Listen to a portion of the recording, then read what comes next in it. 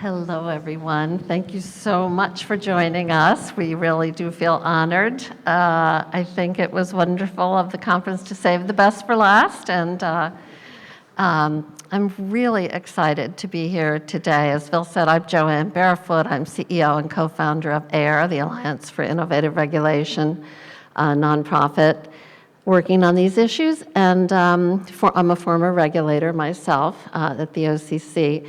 And our speaker is Jaime Werke, who leads FINRA's innovation program, vice president at FINRA. I have the honor of serving on your FinTech Advisory Committee. We have the honor of having you serve. Thank you. And I tell them all the time, I'm on quite a few advisory bodies, and FINRA's is the most interesting and valuable one that I serve on because you're always at the cutting edge. And your program is really world-class. I mean, my organization has a chance to see a lot of what's going on around the world among regulators, and FINRA is one of the leading, if not the leading organization working on these kinds of issues. So we're going to talk about what you're doing, and then we're going to talk about their particular initiative to create a machine-readable rule book, which potentially has the possibility of leading to machine executable regulation to some extent even. We shall see how that goes. So welcome, Jaime, and if you just start by telling us about the innovation work of FinRa broadly, it would be great. It's been a long day, but thank you for those kind words, Joanne, and thank you for the diehard folks who managed to make it to the last panel. So our Office of Financial Innovation was opened about 4 years ago. And broadly speaking, it's really designed to facilitate innovation in a way that's consistent with our broader mandate, which is investor protection and market integrity. We do this as many forms, but we're kind of the way we're structured, we're organized into 3 groups. One of the groups really focuses on emerging products and trends. So things that are emerging in the securities industry, they're likely to have an impact, whether it be kind of within one particular firm or more broadly within the securities industry. Another group focuses specifically on innovation. So this is things like AI, and I know everyone's interested in generative AI and different use cases now, but also looking forward to things like quantum computing, open banking, which we just heard about in the last panel, things like the use of apps and digital engagement practices by firms. So broadly speaking, innovation in the marketplace is likely to have an effect in the way broker-dealers or other financial institutions conduct their business or in their business processes. And finally, we actually just recently opened up a blockchain lab that's focused on building various types of regulatory tools that allow us to have a better window when we oversee firms are operating in that space, as well as building up expertise within the organization on issues related to digital assets and blockchain technology. So I remember a conference call with your team a few years ago. I don't remember exactly when it was, but you had a couple of people who were working on trying to create a taxonomy of one of your rules to see if you might be able to make it machine readable. And the thing that always struck me about this was that they said this is the unsexiest, driest, most low-tech thing in the world because we're sitting in a windowless conference room and we're reading the regulation and we're filling out a spreadsheet to try to connect the terminology, which as we try to make these things machine readable, we learn that there's a lot of inconsistent terminology in a lot of the rules. But that project has now borne fruit, so tell us about it. Yes, and I think it's actually led to something that is a little bit more flashy, and it's actually available on our website right now. So, in its simplest sense, a machine-readable rule book is really something that's designed to make the rules easier to comprehend, both for individuals and for computers that may be looking to decipher which portions of a rule relate to a thing a firm would be concerned about. So how we went about designing that is really first building a taxonomy that takes the rule books and kind of deconstructs it based on basic terms that you or I or someone who may not even be operating in the space may be familiar with. So basic business terms, basic kind of general terms that people use. So for things like account opening or disclosures or record keeping. And then taking that and categorizing the rules based off of those terms. So for example, if a rule may not say disclosure in the rule, but we know it relates to a disclosure term, we would tag that as disclosure with the disclosure tag. If a rule would relate to a certain type of firm, for example, a trading and execution firm, we tag that rule and say this relates to a trading and execution firm. What this allows you to do through that tagging process, once we're able to create a taxonomy, is be able to pull out the portion of the rule that you're most concerned about. So in a similar way where if you were to go on Amazon or another kind of shopping site and say, look, I care about buying a chair.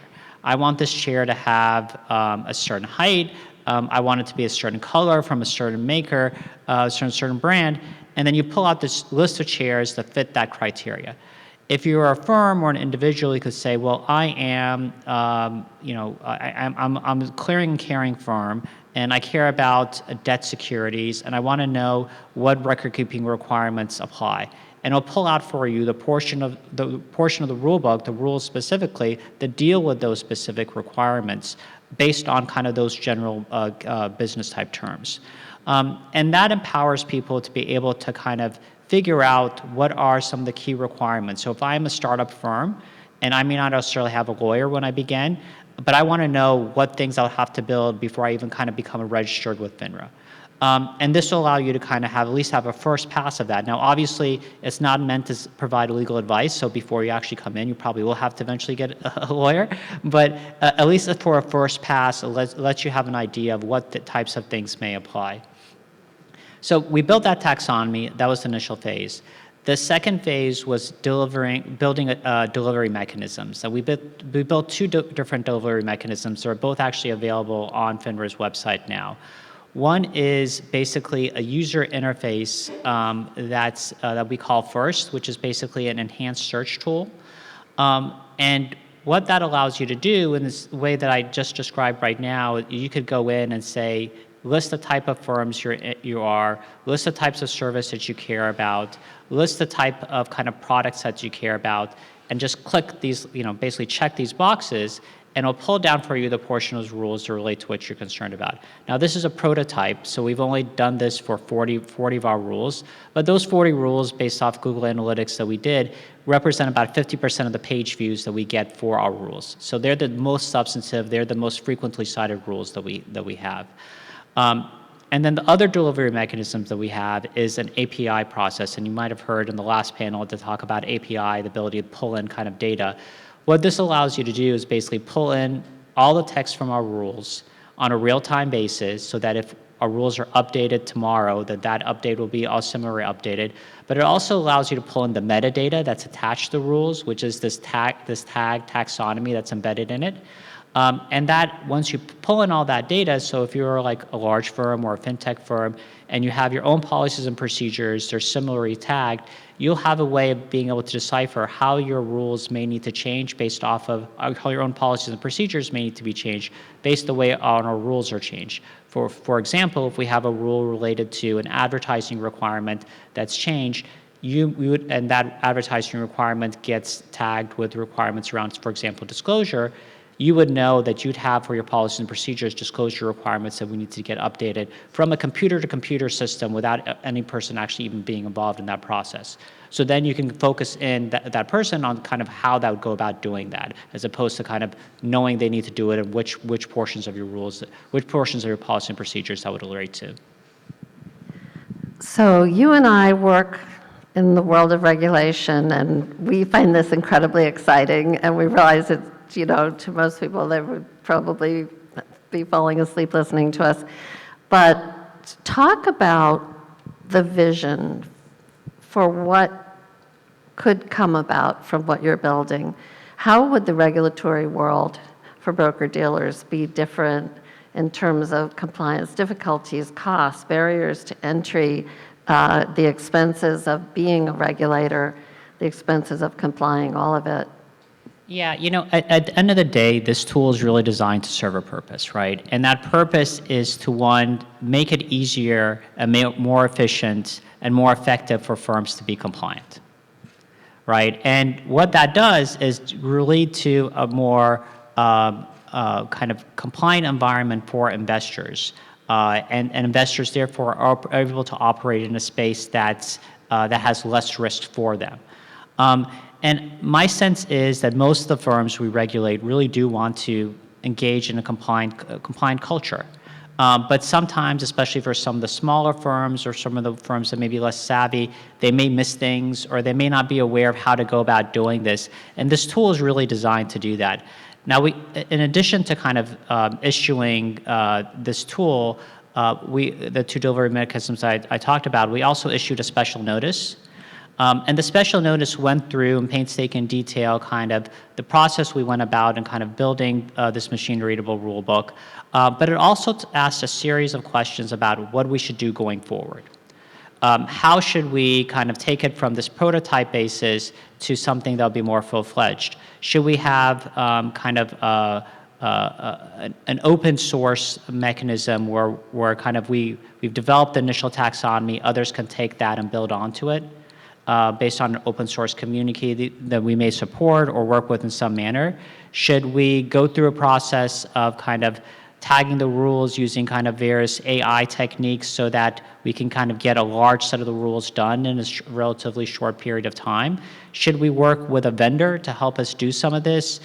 So laying out different options and talking with individuals about how best to do that, with the end goal being, as I mentioned, creating a system that's more easier to comply with and is more effective and efficient and hopefully result in cost savings for the member firms, but also create a system that's better for investors as well.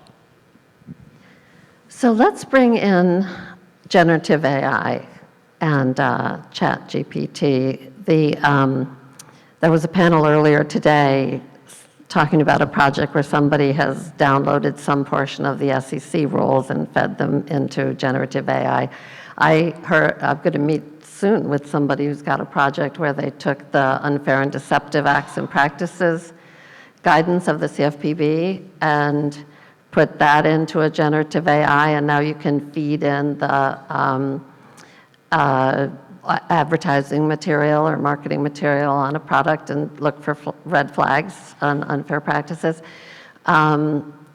What's the potential and what are the potential pitfalls also? Because it does seem like it is a logical line of thinking that it could be helpful with what you're doing. Yeah, so the issues around AI is ones we've been looking at for a number of years. Just a couple years back, actually, we issued a report on artificial intelligence use in the securities industry, and it really set forth kind of talking about the various different AI techniques, including things like deep learning, machine learning, natural language processing, computer vision, and talked about what firms are actually doing with these techniques. Kind of in our world, where we're seeing it is really communications with clients. So this can take in the form of various chatbots, and you can definitely see how generative AI can be used in that context, right? But also things like virtual assistants. So like you may have Google Home or Amazon Alexa that you can communicate with and say, there's some firms have actually partnered with these firms, some broker-dealer firms have partnered with them, where you can say, well, what's my account balance? And it'll give you your account balance. Or you can say, what were the last things that I spent money on? And it'll give you the last several items you spent money on. Or you could say things like, potentially although technically this can be done today, I'm not aware firms are actually doing this, I want to buy X, Y, and Z stock, right? And you could have a process whereby just communicating, you can actually buy those securities. Generative AI also could potentially be used in this context, right? Both in terms of potentially generating ideas of the types of things that you may want to do, which, raises a whole host of issues, so I don't think we're there yet from regulatory standpoints, but be used in a way to facilitate some of those communications and dialogue.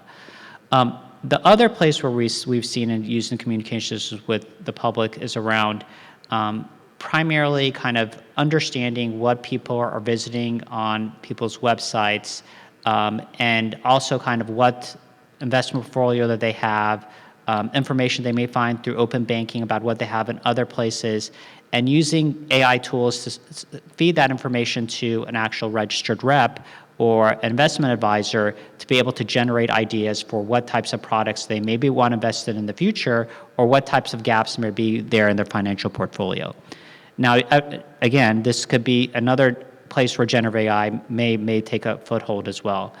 A couple of the other main bucketed areas where we saw AI being used included things like the investment process. So this include things like trading, as well as for portfolio management.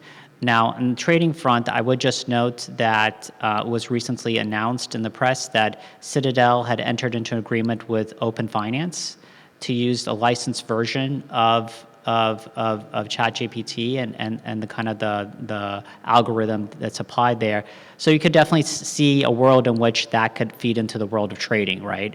And then in terms of portfolio management, again, kind of those issues would potentially come up, and it's one where we've already seen AI being used quite broadly. And finally, the last bucket where we're really seeing it used in firms was in the context of operations. So this is in the context of things like AML, KYC, other types of compliance-related issues, kind of risk management, and other types of issues as well. You mentioned to me that you all have been doing a little bit of experimenting with ChatGPT and that it did produce one hallucination, invented a rule for you. Yeah, that's right. I had some of my staff take a look at what are the things you could do with ChatGPT, and they asked it a question of something like, what are the FINRA rules that apply to senior investors? And it listed 5 rules, and it gave a good summary of 4 of those rules, but the 5th rule it listed wasn't a rule at all. It doesn't exist. And was basically a compilation, I guess, of other rules, but it gave it a rule number, and it stated it as a rule. So those are, and that's not unique to this specific case. There's other places where generative AI is really a tool designed to kind of feed information and produce a result based off kind of keywords that it finds. It's not really a fact-finding tool. So because of that, and the way people use it may not align with each other, so you lead to these kind of potential false results that are presented as facts, and if people don't know the limitations of the tool and take those as facts, it can produce kind of very risky results. We only have a few minutes left, but I want to take the opportunity to ask you to talk a little bit about FINRA's work in the cloud. You've been using AI for years, monitoring the environment in the broker-dealer world, and last I looked, and it's not recent, you were a very, very high user of AWS services in the cloud. And my own view is that to get the benefits of all these great new technologies, both the industry and the agencies are going to need to move into cloud computing environments. And I think it would be great, and most regulators are not. Although I was just in London, the Financial Conduct Authority has just finished completing its journey into cloud computing. But could you just share a little bit of what your experience has been, and maybe if you have any advice for people on that? Sure. At FINRA, we're really one of the pioneers in terms of cloud adoption, and kind of, as Joanne alluded to, really have one of the highest usage rates within AWS. But I would note, it's not just us FINRA that's going into a cloud. A lot of the firms we regulate are also moving into the cloud. And we actually did another report that talked about cloud computing in the securities industry, talking about the migration process for firms, what were some of the issues that they were encountering as they were doing that, and talked about specifically what are some of the regulatory considerations firms should be taking account as they were doing it. I would note, just maybe it's tied this back into machine readable rulebook, which is, I guess, where we started. When we developed the process for the API protocol, when we developed the process for this user interface, all that data that's housed is housed in the cloud. So we are an active user, and most of the data that's in FINRA is housed through the cloud, and our interfaces are therefore made easier for others to connect to as well. I want to thank you, and I want to thank this audience for staying with us right to the end of the conference. It's been a wonderful conference, and would you join me in thanking Jaime Werke?